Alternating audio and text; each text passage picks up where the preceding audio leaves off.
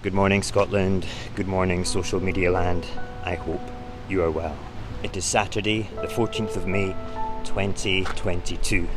Earlier this week, a man with a military-style suit adorned with meaningless medals sat upon a golden throne and delivered a speech that set out the agenda for the next session of Parliament.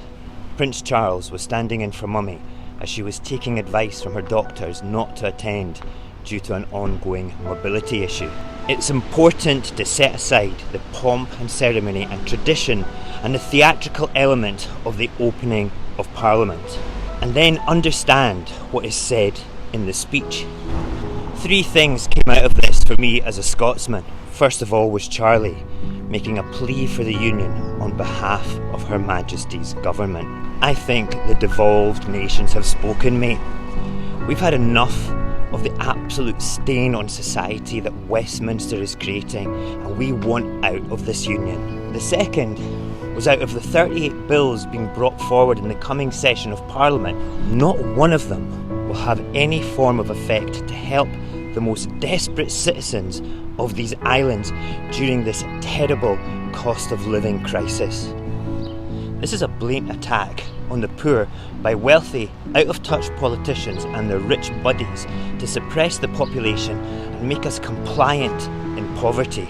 If it wasn't, why is there no structured policy being discussed this term to help us? Is it not their job to make things better instead of worse? The final part of the speech that caught my attention was the introduction of the new British Bill of Rights. This will rip up all the existing human rights legislation we currently have in this country. The Human Rights Act protects everyone's rights and is a vital safeguard enabling people to stand up to those that are in power. An independent review set up by the government found no significant case for an overhaul, but the government simply ignored it. Now the Tories plan to create a 2-tier system in which some people are more deserving of rights than others. In doing so, it will put everyone's rights at risk. Understand, it is not the Queen that writes these speeches, nor her heirs. It comes straight out of Downing Street, and the square-headed excuses of advisors and politicians who have a level of arrogance and the need to retain power that is exceptionally concerning.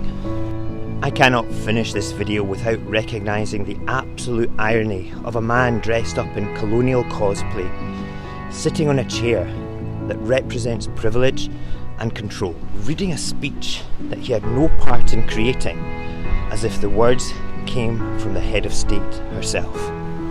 The whole thing is meaningless when the people that both the elected parliamentarians and the royal family are supposed to represent are treated like serfs and subjects for the benefit of the few.